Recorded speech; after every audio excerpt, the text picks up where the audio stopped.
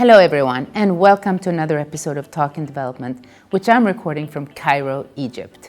For the past couple of days, I've had a chance to meet so many impressive women who are contributing to Egypt's innovation landscape, driving economic growth while building stronger societies.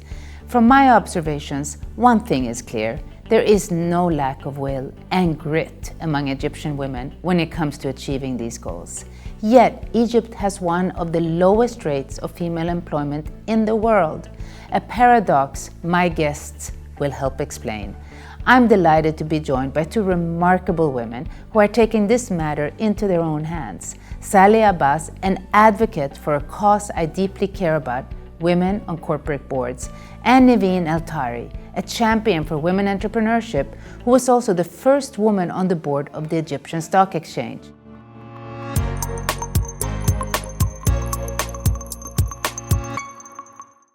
I love these encounters when I travel with women leaders. It's always so fun and interesting, and most importantly, very, very important for the development agenda.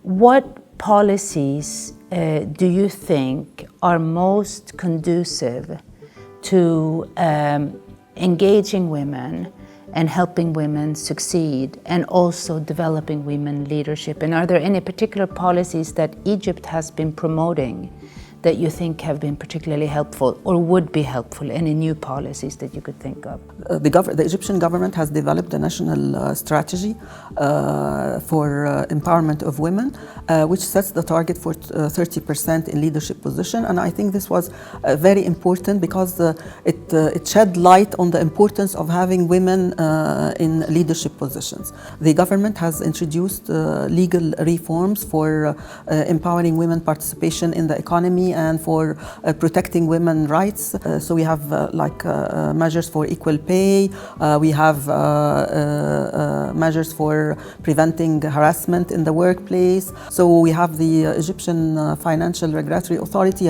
which has issued a couple of decisions, ending up with the last one, which necessitates having 25% of women on board, or at least 2 women on board. And this is applied to the Egyptian exchange-listed companies and the non-banking financial sector.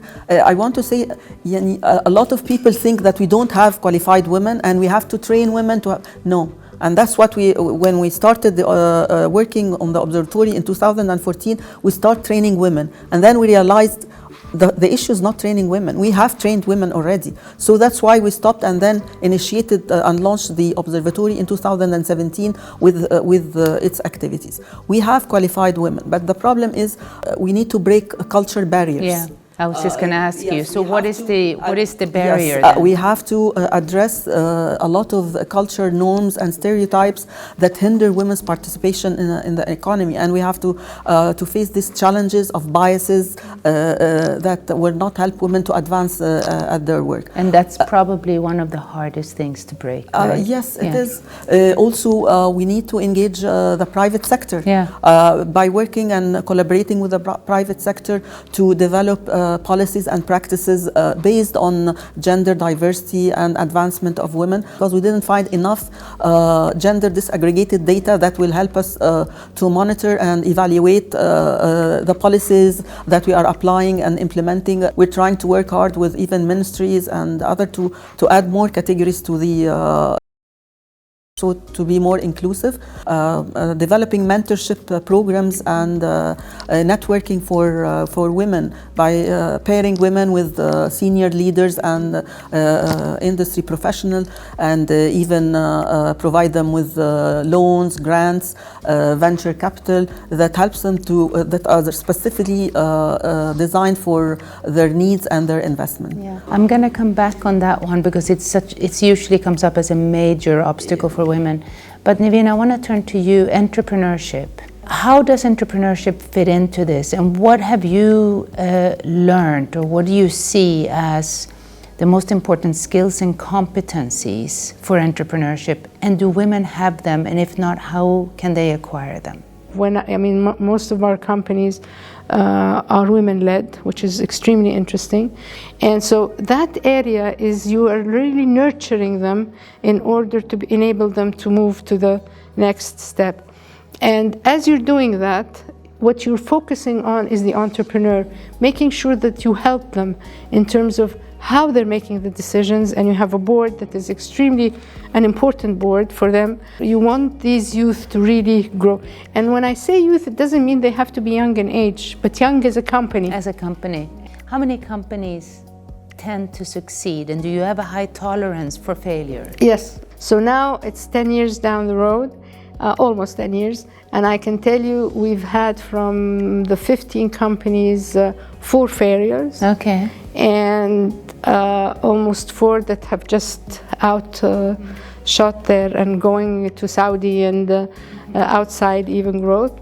And then the others are actually working, but then they're so small in terms of Egyptian money. Yeah. So if somebody started off and now has a revenue of 20 million pounds, but the 20 million pounds is actually a small number, where can you find the investor that would come in here?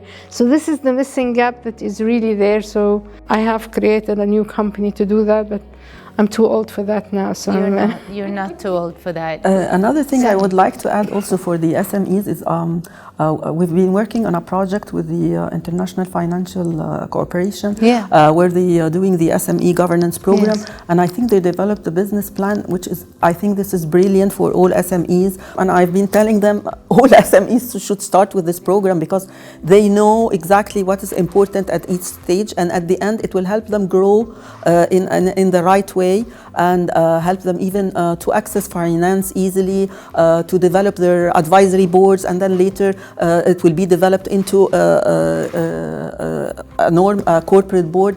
So I think educating the new entrepreneurs and the SMEs is very important, especially in the governance side, because it will help them to grow in the right direction. So final question for both of you, coming back a little bit to your own stories. Knowing all you know now as 2 very successful women, what would you tell your young self? I'd do everything exactly the same. Me too, I think. Really? Yeah. I could tell myself I could have accelerated more even, but I'm happy with what I've reached. Yeah. Very, very good. Thank you so much. Wonderful. Thank you. Thank you. And thank you so much for watching. Here's my take. We know for a fact that promoting women's labor force participation sets economies on firmer grounds. Increasing women's participation in the workforce, enhancing access to finance for women entrepreneurs, and promoting access to childcare and safe transportation are proven ways to bridge the gap.